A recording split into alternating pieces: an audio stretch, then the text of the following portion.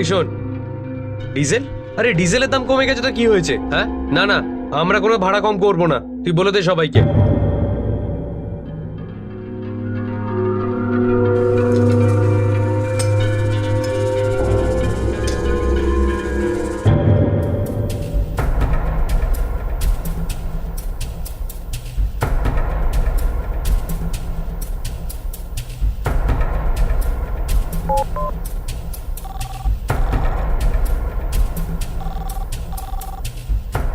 হ্যাঁ আমি বলছি, টাকার ব্যবস্থা হলো? দেখো, আজ যদি আমি টাকাটা না পাই না তো আমি তোমাকে শেষ করে দেব। 10 লাখ, 10 লাখ টাকা থেকে 1 টাকাও কম নেব না আমি।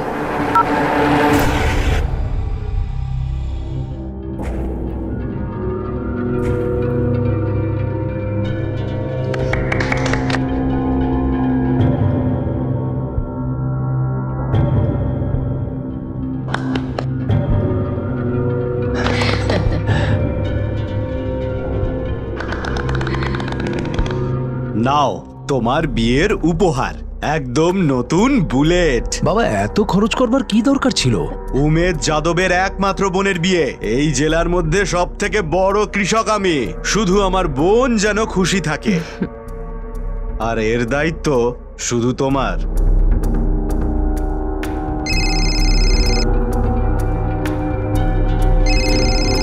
Excuse me. হ্যালো, অভিনন্দন অক্ষয় বাবু। হ্যাঁ হ্যাঁ, এবার তো আপনাকে বাবুই বলতে হবে। বড় লোকের জামাই হচ্ছ, আমার টাকার ব্যবস্থাটা করলে? যদি না করো না তাহলে দেখে নিও, বাবু থেকে চাকর বানাতে না 2 মিনিট সময় লাগবে। তোমার শালা আছে না উমেশ, ওকে শুধু আমার আর তোমার ব্যাপারটা বলবো, তারপর ও তোমাকে মাটিতে জ্যান্ত পুঁতে দেবে। কোথা থেকে নিয়ে আসবো আমি এত টাকা? সেটা তোমার সমস্যা, আমি টাকা চাই, আর যদি তুমি সেটা না দাও না তো।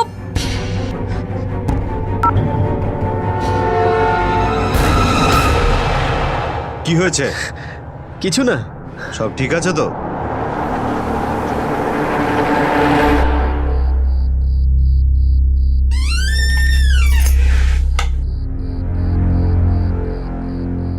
সাগরিকা, অন্ধকারে বসে আছিস কেন? কি হয়েছে? কিছু চিন্তা করছিস? কেউ যদি 2 মিনিট একটু চুপচাপ বসে থাকে না মা, তাহলে তোমার মনে হয় তার কিছু না কিছু একটা হয়েছে। সেরম কিচ্ছু না মা। বাবা এখনো জমি থেকে ফেরেনি না? চলো আমরা খাবারটা খেয়ে নিই, আমার খুব খিদে পেয়েছে।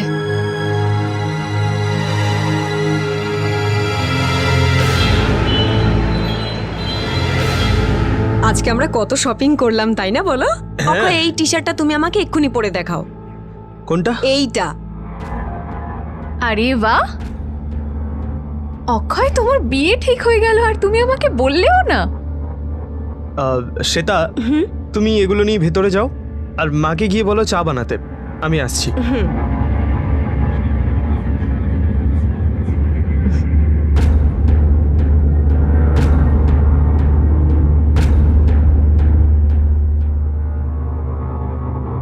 সাগরিকা, আসলে মা বাবা আমাকে জোর করে এই বিয়েটা দিচ্ছে। যখন আমার সাথে মস্তি করছিলে তখন বাবা মাকে জিজ্ঞেস করেছিলে? এবার এটা ভেবো না যে আজ আমি তোমার আর আমার ব্যাপারে ওকে যেহেতু কিছু বলিনি তার মানে কালকেও বলবো না। এতটাও ভালো ভাগ্য নয় তোমার। টাকার ব্যবস্থা হয়েছে? কোথা থেকে নিয়ে আসবো আমি এত টাকা? নিজের কোটিপতি শ্বশুর বাড়ি থেকে চেয়ে নাও। পাগল হয়ে গেছো নাকি তুমি? আমি ওদের থেকে টাকা চাইতে পারবো না। যদি তুমি না চাও না তাহলে আমি চেয়ে নেব। তোমার ওই যে শালাবাবু উমেশ যাদব, ও অর্ধেক না পুরো পাগল। যদি আমি ওর কাছে চলে যাই না তাহলে জানো তো কি হবে? তুমি আমাকে ব্ল্যাকমেল করছো? হ্যাঁ, আমি যদি টাকা না পাই তাহলে আমি যে কোনো স্টেপ নিয়ে নেব। এরপর থেকে যাই হবে তার জন্য শুধু তুমি দায়ী থাকবে।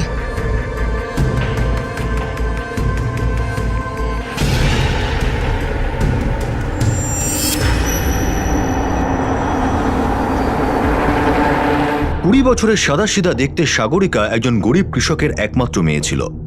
যাকে দেখে কেউ বলতে পারবে না যে সে একজন ব্ল্যাকমেলারও হতে পারে। কিন্তু ব্ল্যাকমেলিং হয় তার প্রয়োজন ছিল, অসহায়তা ছিল, অথবা শখ। হয়তো সে এটা আন্দাজও করতে পারেনি যে সে একটা ভয়ঙ্কর অপরাধ করছে, আর এই অপরাধ তাকে কোন দিকে নিয়ে যাবে তার অনুমানও হয়তো সে করতে পারছে না।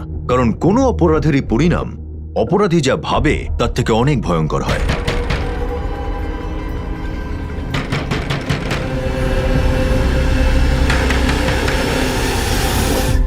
আসছি, আরে বাবা আসছি। কি হয়েছে দাদা, এত জোরে কেন দরজা ধাক্কা দিচ্ছ? মা কোথায়? বাবা কোথায়? মা মন্দিরে গেছে, কীর্তন আছে তো, আর বাবা পঞ্চায়েতে। কি হয়েছে দাদা?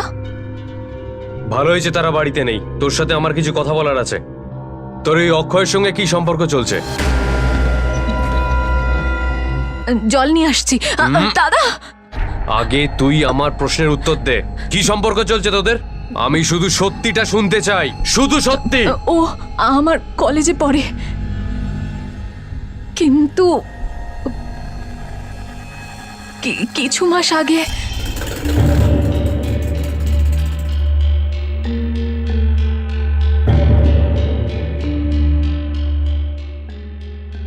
চল চল। এক মিনিট, সাগরিকা, আই লাভ ইউ। আরে কিছু বলো না। আরে আমার বন্ধুরা আমার উপর হাসাহাসি করছে। 24 ঘন্টা শুধু আমি তোমার ব্যাপারেই ভাবতে থাকি। মরে যাব আমি তোমাকে ছাড়া। তুমি যদি আমাকে হ্যাঁ না বলো না। অক্ষয়, এগুলো কি বলছো তুমি? সবাই দেখছে। দেখো, তুমি এগুলো মজা ভাবে নিতে পারো, কিন্তু আমি না। দেখো, আমরা খুব গরিব, এইসব ঝামেলায় পড়বো না। হাত জোর করছি, আমার পিছু নিও না প্লিজ। একটা কথা বলতো, আচ্ছা অক্ষয়কে তো সত্যি ভালো লাগে না? সুকন্যা, কথাটা ওর ভালো মন্দ হওয়ার নয়, কিন্তু আমার বাড়িতে যদি কেউ টেরও পায় তো জানি না কি হবে। ভীতু কোথাকার, মুভিতে দেখিসনি? আরে ভালোবাসা এসব হয়, আর যেটা সহজে পাওয়া যায় সেটাতে মজা পাওয়া যায় না। আর হ্যাঁ, ওকে জিজ্ঞেস করিস কিন্তু বিয়ে করবে তো তোকে? বিয়ে কালকে করবে? আরে কিছু তো বলো, বলে দাও। আমার যদি পছন্দ না হয় বলো। তুমি আমায় পছন্দ করো তো?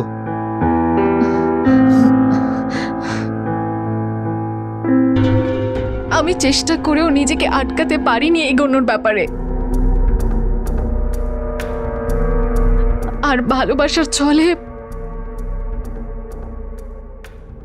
দুজনে নিজেদের সব সীমা ছাড়িয়েছি।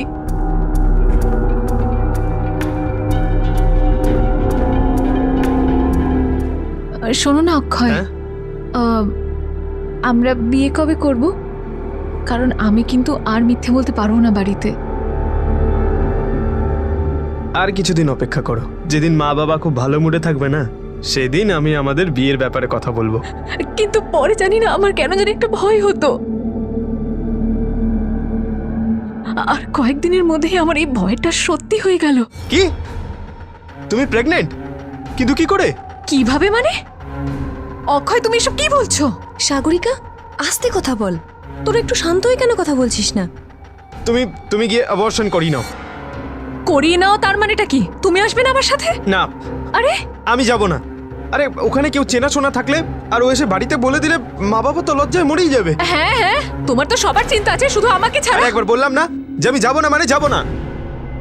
আমি সাতারা গিয়ে নিজের অ্যাবর্শন করাই। ও আসেনি আমার সাথে, সুকন্যা গেছিল।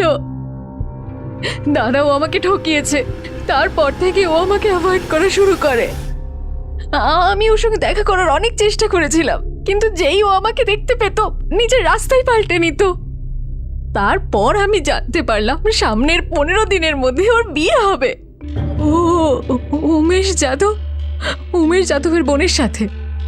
যখন আমার মাথায় কিছু এলো না, তখন আমি ওকে ব্ল্যাকমেল করতে শুরু করলাম। দেখো, যদি তুমি টাকাটা আমায় না দাও না, তো আমি তোমাকে শেষ করে দেব। 10 লাখ টাকা চেয়েছিলাম ওর থেকে, শুধু টাকার লোভের জন্য নয়। আমি তো শুধু ওকে কষ্ট পেতে দেখতে চাই। ওর থেকে প্রতিশোধ নিতে চাই। ছোট লোক কথাকার, আমি এক্ষুনি গিয়ে অক্ষয়ের মাথার খুলি উড়িয়ে দেবো। ও ভাবে কি নিজেকে?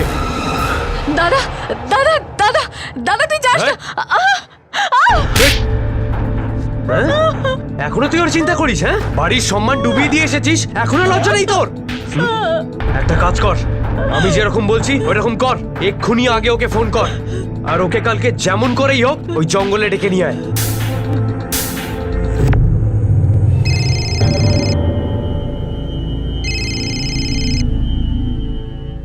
আমি তোমাকে এটা বলার জন্য ফোন করেছি যে কাল যে করেই হোক জঙ্গলে চলে আসবে। কেন? শান্তিতে বাঁচতে চাইলে, বিয়ে করতে চাইলে তাহলে চলে এসো, না হলে আমি উমেশ যাদবের কাছে চলে যাব। আর এটার মানে নিশ্চয়ই বোঝো তুমি। সময় মতো পৌঁছবে, আমি ওখানেই অপেক্ষা করব। আসবেও। এবার দেখ আমি ওর সাথে কি করি। মানুষের রূপে শয়তান আমাদের চতুর্দিকে ঘুরে বেড়াচ্ছে, আর সাগরিকাও অক্ষয়ের ভিতরে সেই শয়তানকে চিনতে পারেনি। সাগরিকা তার প্রতিশোধ নেওয়ার জন্য এই রাস্তাটাই বেছে নিল, আর যখন সে মাধবের সঙ্গে তার দুঃখ শেয়ার করলো তখন মাধবও তাকে গুরুত্বপূর্ণ খেলোয়াড় বানিয়ে দিল।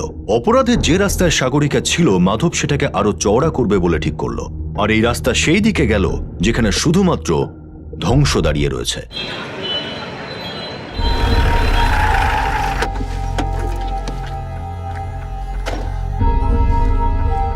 এইখানেই আমরা দেখা করতাম। দেখ, ওর সাথে ভালোভাবে কথা বলবি, যদি মানে তো ঠিক আছে, নাহলে আজকেই তোদেরকে এই মন্দিরে গিয়ে বিয়ে দিয়ে দেবো। দাদা, আর তোদের ফটো উমেশ যাদবকে পাঠিয়ে দেবো। তোর যা বদলা নেবার সারা জীবন ধরে নিবি। আমরা এক্ষুনি গিয়ে বিয়ের জিনিসপত্র কিনে নিয়ে আসছি, আমরা 10 মিনিটে ফিরছি। তুই যা, এই চল।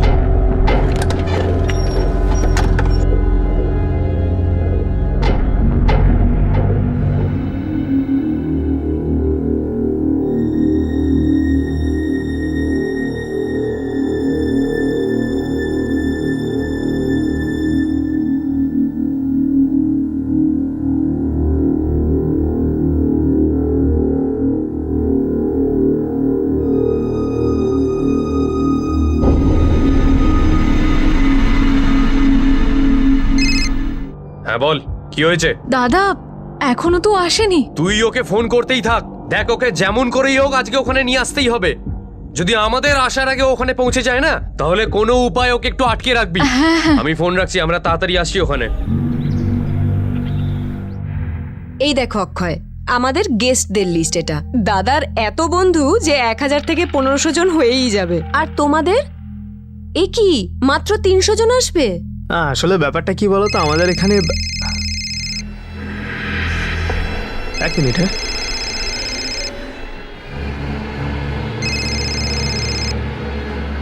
হ্যালো। কোথায় আছো তুমি?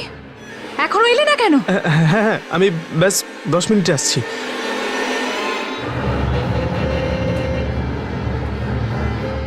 ওই জামাই বাবু, কি হয়েছে? তুমি এত টেনশনের মধ্যে আছো কেন? শোনো, তোমার কোনো অন্য গল্প নেই তো? এরকম কিছু যদি কোনোদিন জানতে পারি না, তাহলে বিয়ের যজ্ঞের বদলে তোমার চিতা জ্বলবে। আর তুমি ভালো করেই জানো যে আমি এসব করতে পারি। মায়ের দিব্যি বলছি দাদা, এমন কোনো ব্যাপার না। হ্যাঁ, তাহলে ঠিক আছে। হ্যালো, হ্যাঁ শোন,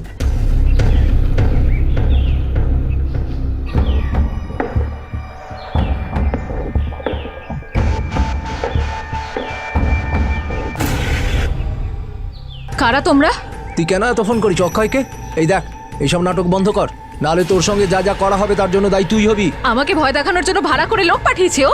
কিন্তু দেখো, তোমরা কারা আমি জানি না, আর আমি জানতে চাইও না। টায়ারটা টাইম পেল না পাংচার হবার। আরে ভাই, একটু তাড়াতাড়ি কর না তোরা।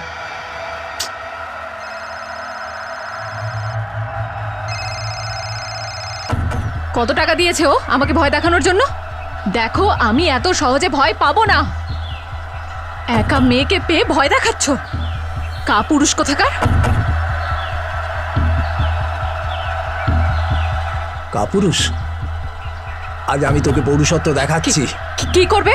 তুইও ভালো করে মনে রাখিস আমি বলছি- জীবনে এরকম পুরুষত্ব আর আমি বলছি কোথাও দেখতে রোকে, পাবি না তুই। ছাড়ো, আরে চেপে ধর, চেপে ধর ওকে।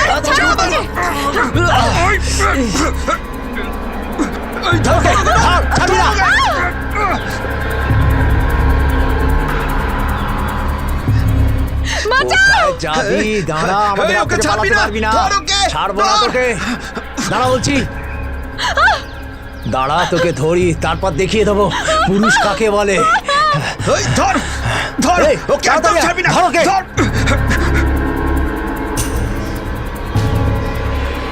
আরে আর কত টাইম লাগবে? এই তো হয়ে গেছে।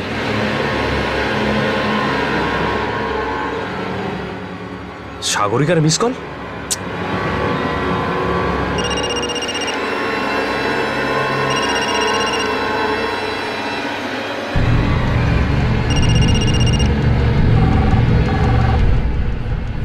এই ফোন কেন ধরছে না? চল রে, হয়ে গেছে। হয়ে গেছে? এই বস বস, তাড়াতাড়ি চল।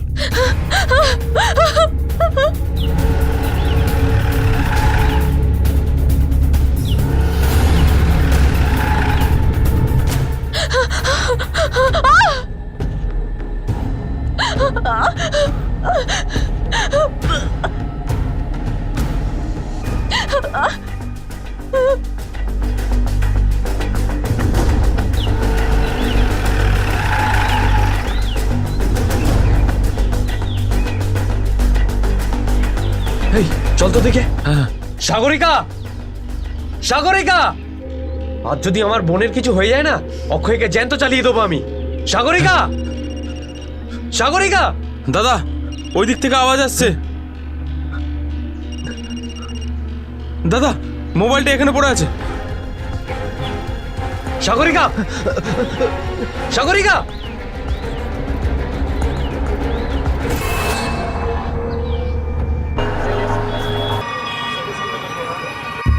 কাজ হয়ে গেছে। তুমি যতটা বলেছিলে তার থেকেও বেশি করে দিয়েছি। আর যদি ওর ফোন আসে তাহলে? জীবনে কাউকে আর ফোন করবে না। তোমাকে কি আর অন্য কাউকে ফোন করতে ভয় পাবে?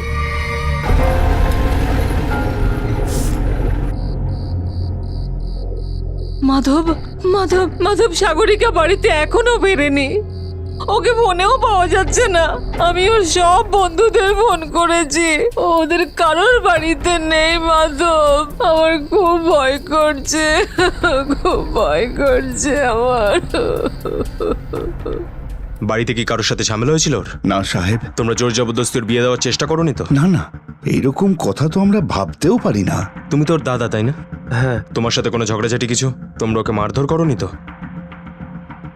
না না স্যার। রবি, স্যার, ছবি আছে ওর? হ্যাঁ সাহেব, এই নিন। এই ছবিটা আশেপাশের সমস্ত থানাতে পাঠিয়ে দাও। দেখো কোনো জায়গা থেকে কোনো ট্রেস পাও নাকি।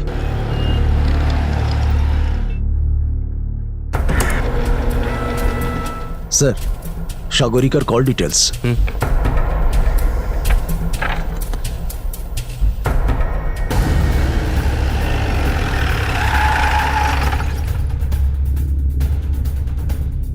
আমরা তদন্ত করেছি, আর সেই ব্যাপারে আপনাদের সঙ্গে কিছু কথা আছে। সাগরিকা কোন কলেজে পড়তো? MYK college. কার কার সঙ্গে দেখা করতো? কোনো বন্ধু? ছোট থেকে ওর একজনই বান্ধবী, সুকন্যা। আর অক্ষয়, ওর সাথে কি সম্পর্ক ছিল? সেটা কে সাহেব? তুমি তো ভালো করেই জানো, তাই না? বোন ছিল তোমার। ওর কল রেকর্ড অনুযায়ী ওই দিন ও শুধু তোমাকে আর অক্ষয়কে ফোন করেছিল। পুলিশ স্টেশনেই আমরা বুঝতে পেরে গেছিলাম যে তুমি সব কিছুই আগের থেকে জানো। এবার বলবে নিজের থেকেই নাকি বলাবো? আমি জানতাম স্যার। ওই দিন আমি যেরকম বলছি ওইরকম কর। এক্ষুনি আগে ওকে ফোন কর, আর ওকে কালকে যেমন করেই হোক ওই জঙ্গলে ডেকে নিয়ে আয়। দেখ, ওর সাথে ভালোভাবে কথা বলবি। যদি মানে তো ঠিক আছে, নাহলে আজকেই তোদেরকে এই মন্দিরে গিয়ে বিয়ে দিয়ে দেবো। সাগরিকা, সাগরিকা, সাগরিকা।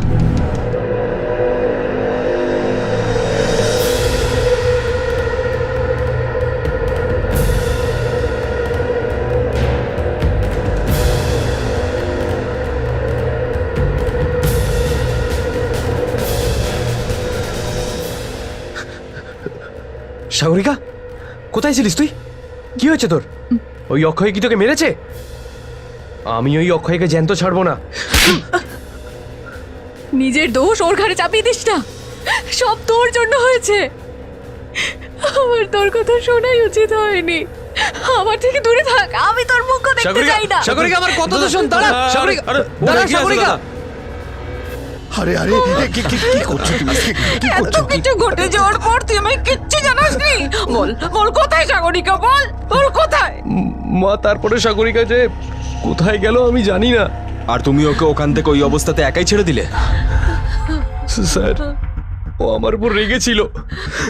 ও আমার মুখটাও দেখতে চাইছিল না।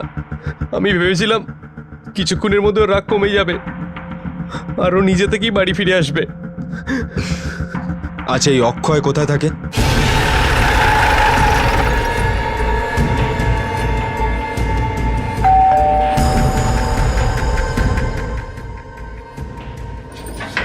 অক্ষয়কে ডাকুন, ওর সঙ্গে আমাদের কিছু কথা আছে। আমি কিচ্ছু জানি না স্যার, আমি তো সারাদিন কালকে বাড়িতে ছিলাম। হ্যাঁ, আমাদের ছেলে ভীষণ সাদাসিধে। আর আপনারা যে মেয়েটির কথা বলছেন, আমরা তো ওকে চিনি না। আপনি চেনেন না হয়তো, কিন্তু ও চেনে। কিরে, বল বল কিভাবে চিনতিস ওকে? ওর নিখোঁজ হলো কি করে? বল। স্যার, আমার আর ওর সম্পর্ক ছিল, কিন্তু আমার বিয়ে ঠিক হয়ে যাওয়ার পরে আমার আর ওর সঙ্গে কোনো সম্পর্ক নেই। না ওকে কখনো দেখেছি, না ওর সঙ্গে কথা আচ্ছা। বলেছি। তাহলে এটা কি? এই কল রেকর্ডস বলছে যে প্রতিদিন তোদের মধ্যে কথা হতো, তাও 10-15 মিনিট ধরে। আর তুই বলছিস যে সম্পর্ক শেষ হয়ে গেছিল?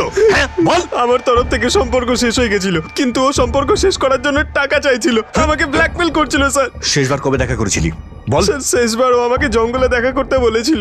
তো তুই কি করলি? আমি যাইনি স্যার, আমি ওর হুমকিতে খুব বিরক্ত হয়ে গেছিলাম স্যার। আচ্ছা, সেই জন্যই কেউ নিখোঁজ হয়ে গেল নাকি? নিখোঁজ হয়েছে না, না মেরে ফেলেছিস? না স্যার, আমি না। মাধবের প্ল্যান মুখ থুবড়ে পড়ল আর সাগরিকা অনেক বড় একটা দুর্ঘটনার শিকার হলো। সবাই নিজের মতো করে আর নিজেদের মিথ্যে সম্মান বাঁচাতে লেগে পড়ল। এমনটা মনে হচ্ছিল যে সাগরিকা যেন সবার বিস্মৃতি হয়ে দাঁড়িয়েছে। যার সঙ্গে ভালোবাসার নামে বিশ্বাসঘাতকতা হয়েছে, সে কোথায় আছে, কি অবস্থায় আছে তা কেউ জানত না। অক্ষয় সাগরিকার থেকে তার সব স্বপ্ন কেড়ে নিয়ে তাকে দুঃখ আর যন্ত্রণার একটা জীবনের মধ্যে ছেড়ে দিল। পুলিশ অক্ষয়কে জিজ্ঞাসাবাদ করলো, কারণ অক্ষয়ের কাছে সাগরিকাকে নিখোঁজ করার উদ্দেশ্য ছিল। অথচ প্রমাণের অভাবের কারণে পুলিশ অক্ষয়কে ছাড়তে বাধ্য হলো। এই দাঁড়া দাঁড়া দাঁড়া, খোল এটা, চল। হ্যাঁ? আমার বোন কোথায়? হ্যাঁ, কি করেছিস ওর সাথে? আমি তোকে দেখিও নি। দেখিসনি? তুই পুলিশকে বোকা ভাবতে পারিস, কিন্তু আমাকে না। তোকে জ্যান্ত ছাড়বো না আমি, তোকে জ্যান্ত ছাড়বো না। বল বল বল বল, মার রাম করতে বলবি না? বল বল ওর বড় ভাই, বল। মার, মারো দাদা, মারো। আরে ছাড় ছাড় ছাড়, মারিস না, মরে যাবে মরে যাবে, ছাড়, মারিস না তুই, ছাড়, মারিস না, ছেড়ে দে, ছেড়ে দে আমাকে। পুলিশ কেস হয়ে যাবে ভাই, ছেড়ে দে, মারিস না, ছেড়ে দে, ছেড়ে দে ভাই। আমি তোমার কষ্টটা বুঝতে পারছি, তাই শুধু ওয়ার্নিং দিয়ে ছেড়ে দিচ্ছি। এর পরের বার যদি কোনো গন্ডগোল হয়, তাহলে সোজা জেলে ঢুকিয়ে দেবো। স্যার, যদি ও আমার বোনের সঙ্গে কিছু উল্টোপাল্টা করে থাকে না, আমি ওকে কিন্তু প্রাণে মেরে দেবো। তারপরে এর জন্য আমার ফাঁসি হয়ে যাক না কেন। আমার ওপর হাত তোলার আগে নিজের বোনকে আগে গিয়ে জিজ্ঞেস কর। জানি না কোথায় কোথায় গিয়ে নোংরামি করে। চুপচাপ দাঁড়িয়ে থাক এখানে। মারুন স্যার, মারুন, যত খুশি আমাকে মারুন, কিন্তু ওকে আমি জ্যান্ত ছাড়বো না। ওর জন্য আমার বোনকে অ্যাবর্শন করাতে হয়েছিল। ছাড়বো না ওকে আমি। চুপ করে দাঁড়িয়ে থাক। এই অ্যাবর্শনের কথা তোমাকে কে বলেছিল? আমি সাঁতারা গিয়ে নিজের অ্যাবর্শন করাই, ও আসেনি আমার সাথে, সুকন্যা গেছিল।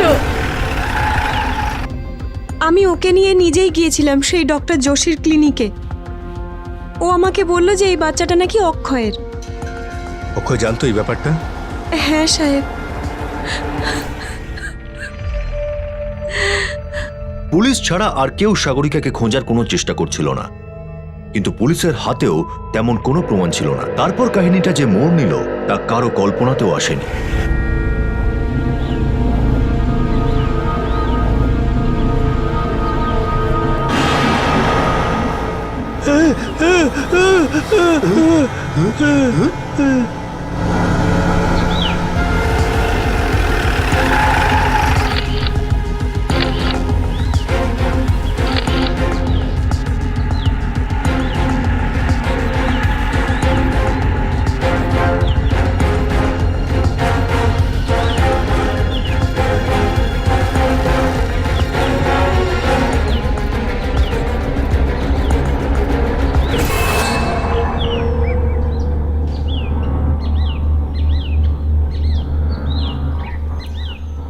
স্যার হতে পারে এই বডিটা সাগরিকারই, কারণ মাধব বলেছিল এই জঙ্গলেই এসেছিল।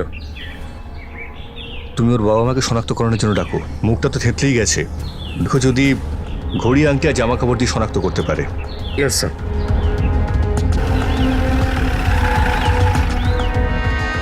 স্যার ড্রেস, আংটি আর ঘড়িটাকে দেখে সাগরিকার বাবা মা বডিটাকে চিনতে পেরেছেন, আর এখন এটা কনফার্ম যে ওই বডিটা সাগরিকারই।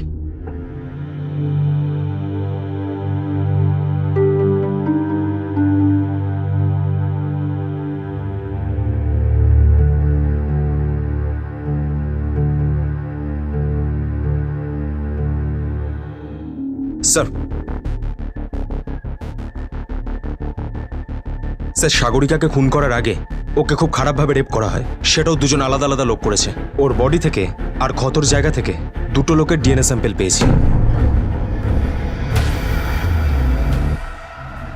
স্যার এটাই ওই জায়গা যেখানে অক্ষয়ের সঙ্গে দেখা করার কথা ছিল। কিন্তু স্যার সাগরিকার বডিটা তো এখান থেকে 8 কিলোমিটার দূরে পাওয়া গেছে, তাহলে ওখানে কি করে পৌঁছলো? তার মানে ও এখান থেকে হয়তো কারো ভয়ে দৌড়ে পালাচ্ছিল। কিন্তু কার ভয়? তুমি ওর মোবাইল কোথায় পেয়েছিলে? স্যার মোবাইল এখান থেকে পেয়েছিলাম। দাদা মোবাইলটা এখানে পড়ে আছে। স্যার ওখানে কিছু পাওয়া গেছে স্যার। এখানে ঝোপে আটকে থাকা ওর ওড়নার কাপড়, তার মানে যখন দৌড়ে পালাচ্ছিল এখান দিয়ে যাচ্ছিল।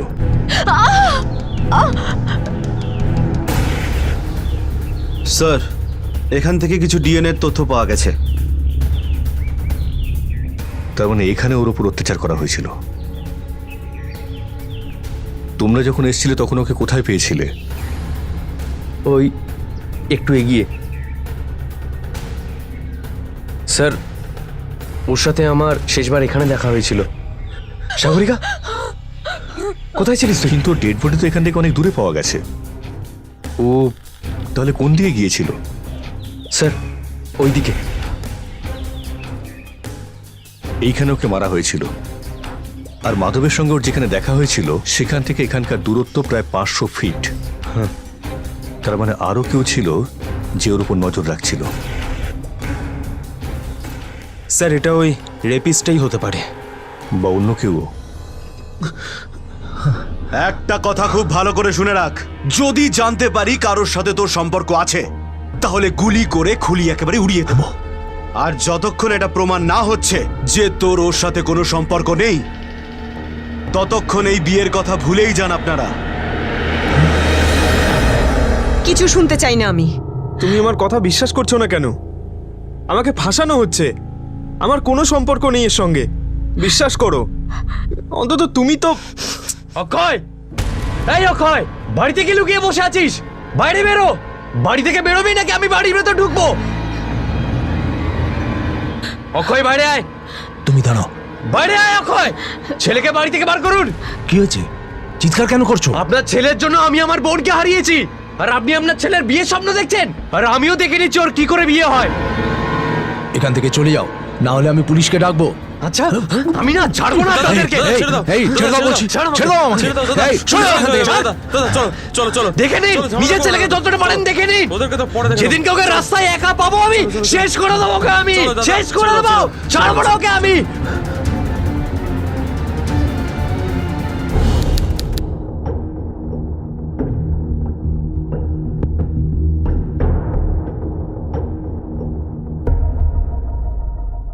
যদি প্রথম থেকে দেখা যায় তাহলে অক্ষয় ছাড়া আর কারো কাছে কোনো কারণ ছিল না সাগরিকাকে মারার। আমাদের অক্ষয়কে ধরে আনতে হবে। অক্ষয়, অক্ষয়, অক্ষয়। কি হয়েছে? অক্ষয় তো বাড়ির ভেতরেই আছে, কিন্তু দরজা খুলছে না। দেখুন না, কখন থেকে ফোনে চেষ্টা করছে কিন্তু ফোনই তুলছে না। এ শোনো, দেখো তো।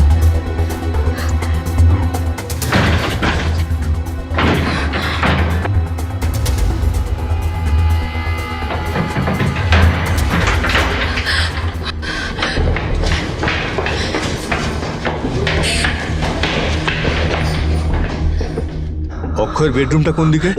এইটা এইটা।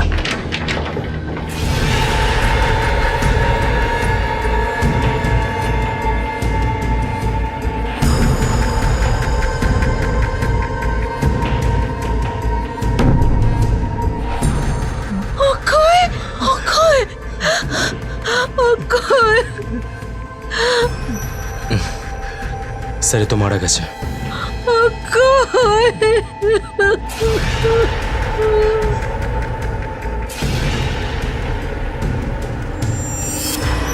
অক্ষয়ের মার্ডার এই কেসটা আরো জটিল করে তুলল, কারণ শুধুমাত্র অক্ষয়ই ছিল যার কাছে সাগরিকাকে মারার কারণ ছিল।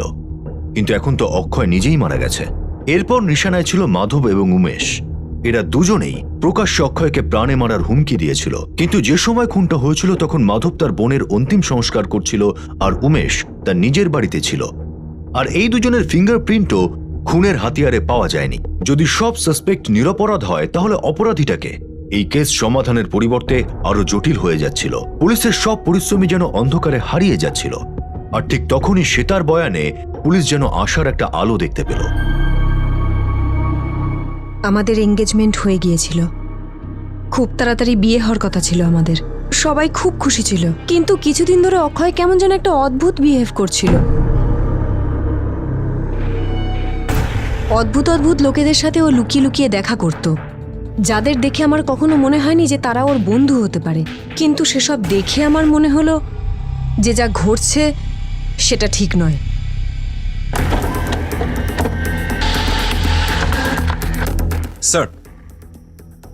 স্যার অক্ষয়ের কল রেকর্ডের লিস্ট অনুযায়ী এই দুটো নম্বরে অনেকবার ফোন করা হয়েছে, আর সব সময় সাগরিকার ফোন আসার পরই করা হয়েছে। তার মানে দাঁড়ায় এই দুটো নাম্বারেরই সাগরিকার মার্ডারের সঙ্গে নিশ্চয়ই কোনো না কোনো সম্পর্ক আছে।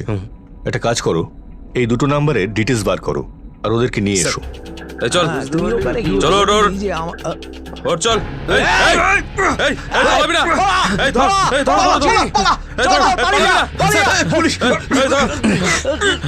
চল ভেতরে ছেড়ে দিন স্যার।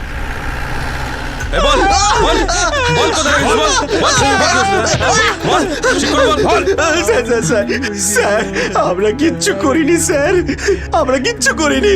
ক্ষয় শুধু আমাদের ধমকানো সুপারি দিয়েছিল স্যার, আমরা আর কিচ্ছু করিনি স্যার। বলছি স্যার, স্যার আমরা ওর সাথে জোর জবরদস্তি করেছিলাম।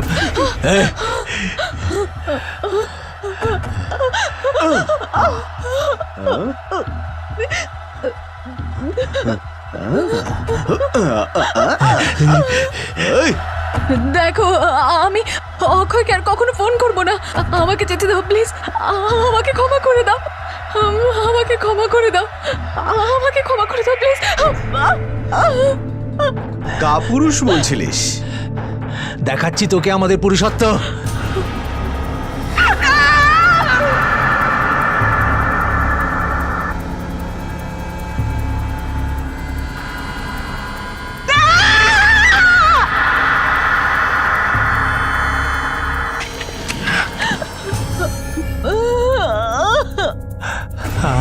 আমরা ওকে মারিনি স্যার, আমরা সত্যি কথা বলছি স্যার, আমরা ওকে মারিনি।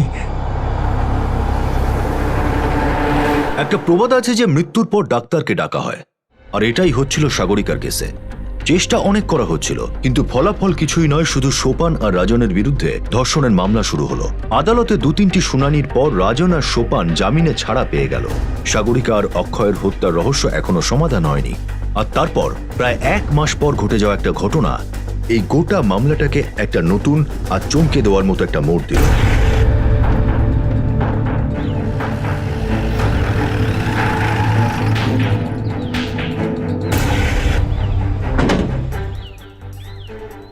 সরুন সরুন এখান থেকে, সরে যান এখান থেকে। স্যার রাজন আর সোপান সাগরিকাকে যারা রেপ করেছিল মাথায় পাথরের আঘাত করে খুন করা হয়েছে, যেমন সাগরিকাকে মারা হয়েছিল। মৃত্যুটা তাও 5-6 ঘন্টা আগে হয়েছে স্যার। আর বডির ওপরে শুকনো ঘাসও দেওয়া হয়েছে। বডির পাশে মদের বোতলও পাওয়া গেছে স্যার। কেউ কিছু দেখেছে? না স্যার, কিন্তু একজন কৃষক রয়েছে যে প্রথম এই বডিটাকে দেখেছিল, শুকনো ঘাস তোলার জন্য এসেছিল। আপনি পাথরে হাত দেননি তো? না স্যার। স্যার পাথরের ওপরে ফিঙ্গারপ্রিন্টসগুলো নিয়ে নিয়েছি।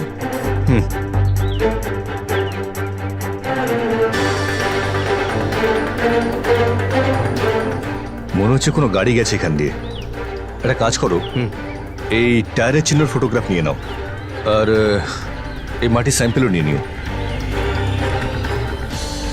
Sir sir fingerprint report. Sir এই রিপোর্টটা থেকে এটাই জানতে পারা যাচ্ছে যে এই 3টেই মার্ডার একজন লোকই করেছে, কারণ টোটাল ফিঙ্গারপ্রিন্টসগুলো একজন লোকেরই স্যার। কি হতে পারে সে? মাধব, না স্যার, মাধবের ফিঙ্গারপ্রিন্টস এই রিপোর্টটার সঙ্গে ম্যাচ করছে না। আর যেদিন ডাবল মার্ডারটা হলো সেই দিন মাধবের মোবাইল লোকেশন টেম্পো ইউনিয়নের মিছিলের কাছেই ছিল। হতে পারে হয়তো নিজে যায়নি, অন্য কাউকে সুপারি দিয়েছে।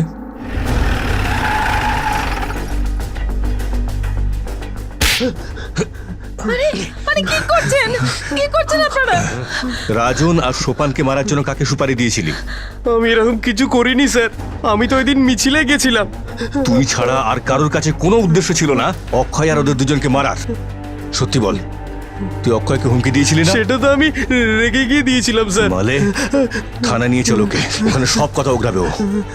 কোথায় নিয়ে যাচ্ছেন আমার ছেলেকে? কোথায়? তুমি কিছু বলছো না কেন? দাঁড়াও,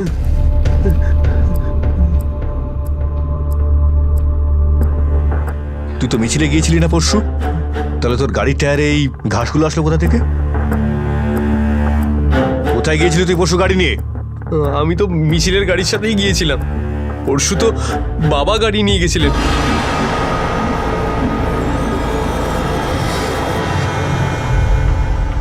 কি ভেবেছিলে কি তুমি তোমার এই সরল মুখোশটার পেছনে লুকিয়ে পড়তে পারবে আর কেউ চিনতেও পারবে না? আইন অপরাধের গন্ধ পায়, আর অপরাধীরও। তোমার ফিঙ্গারপ্রিন্টস ম্যাচ হয়ে গেছে। বল, কেন করলি এসব? নিজের মেয়েকে খুন করলি? আরে বল। আমি মাধব আর সাগরিকার কথা শুনেছিলাম। আমি সাতারা গিয়ে নিজের অ্যাবর্শন করিয়েছি। তারপর থেকে দুজনের প্রতি নজর ছিল। ওরা অক্ষয়কে জঙ্গলে দেখা করতে বলেছিল, সেটাও আমি শুনেছিলাম। এক্ষুনি আগে ওকে ফোন কর, আর ওকে কালকে যেমন করেই হোক ওই জঙ্গলে ডেকে নিয়ে আয়। যে কাল যে করেই হোক জঙ্গলে চলে আমি আসবে। ওদের পিছু নিয়ে জঙ্গলে গিয়েছিলাম। এইখানেই আমরা দেখা করতাম।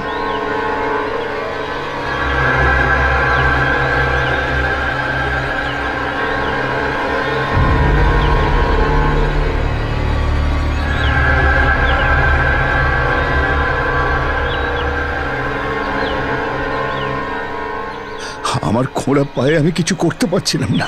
আমি আমার মেয়েকে বাঁচাতে পারিনি। যখন ওকে পেলাম তখন সবকিছু শেষ হয়ে গিয়েছিল। ও তো নিজের সর্বনাশ করেইছে, তার সঙ্গে আমাদের সম্মানটাও মাটিতে মিশিয়েছে। তারপর আমি দেখলাম মাধব আর ওর মধ্যে ঝগড়া হচ্ছিল। একটা কাজও ঠিক করে করতে পারলি না। সাগরিকা, আমার কথাটা তো শোন। সাগরিকা, সাগরিকা, সাগরিকা শোন। যখন ওখান থেকে চলে গেল তখন আমি ওদের পিছু পিছু গেলাম। সাগরিকা,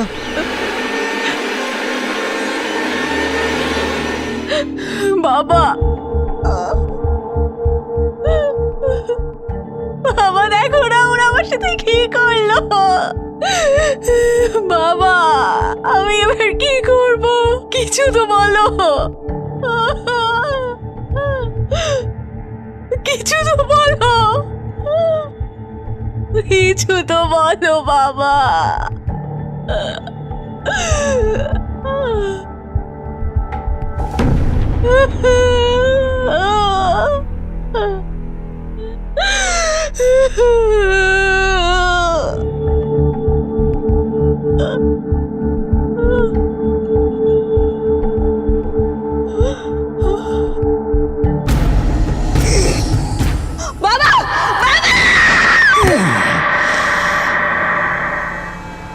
এই সমস্ত সমস্যা শুরু হয়েছিল এই অক্ষয়ের জন্যে।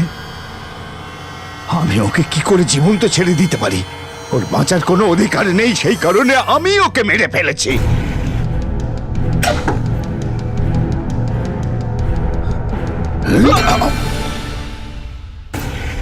আর শুধু দুটো রাক্ষস বেঁচে ছিল।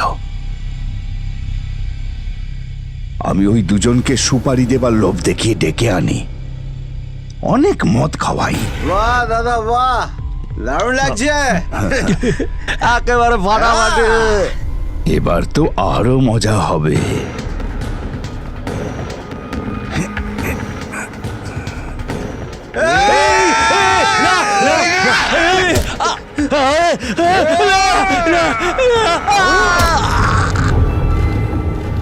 আমাদের সমাজের মানসিকতা আজও বদলায়নি, আর জগন্নাথ তার জলজ্যান্ত উদাহরণ। সে নিজের মেয়েকেই ভীষণই নির্দয়ভাবে খুন করলো। সেই মেয়ে যে ভালোবাসার নামে প্রতারিত হয়েছিল আর তারপর নিজের সম্মান বাঁচিয়ে রাখতে চেয়েছিল। যার কোনো ভুল ছিল না, যার এই কঠিন সময় তার বাবার সাহায্যের প্রয়োজন হয়ে পড়েছিল, সেই বাবাই তাকে নিজের হাতে মেরে ফেলল শুধুমাত্র নিজের মিথ্যে সম্মানের জন্য। যদি জগন্নাথ পুলিশের সাহায্যও নিত তাহলে সাগরিকা সুবিচার পেত আর সে হয়তো আজ বেঁচে থাকতো। কোনো মানুষেরই আইন নিজের হাতে তুলে নেওয়ার কোনো অধিকার নেই। সাগরিকা তার সব অসম্পূর্ণ ইচ্ছেগুলো নিয়ে অন্য দুনিয়ায় চলে গেছে আর জগন্নাথ গরাদের পিছনে, যার জন্য সে নিজেই দায়ী। তাকে আইন যাবজ্জীবন কারাদণ্ডের নির্দেশ দিয়েছে। সন্তানদের ভুলের কারণে মা বাবার রাগ হওয়াটা খুবই স্বাভাবিক, কিন্তু প্রয়োজন হলো এমন মুহূর্তে সন্তানদের সঙ্গে কথা বলা, তাদের বোঝানো আর তাদের বোঝার চেষ্টা করা। আপনাদের সবার কাছে অনুরোধ যে রাগ কখনো আপনাদের মাথায় চেপে বসতে দেবেন না আর নিজের বুদ্ধি দিয়ে সিদ্ধান্ত নিন। এখন আমি অনুপ সোনি আপনাদের কাছ থেকে বিদায় নিচ্ছি। আবার দেখা হবে পরবর্তী এপিসোডে আরো একটা চমকে দেওয়ার মতো ঘটনা নিয়ে। ততক্ষণ নিজের আর নিজের পরিবারের খেয়াল রাখুন আর দেখতে থাকুন ক্রাইম পেট্রোল ডায়াল 100। শিক্ষা একজনের, জ্ঞান আমাদের সবার। জয় হিন্দ।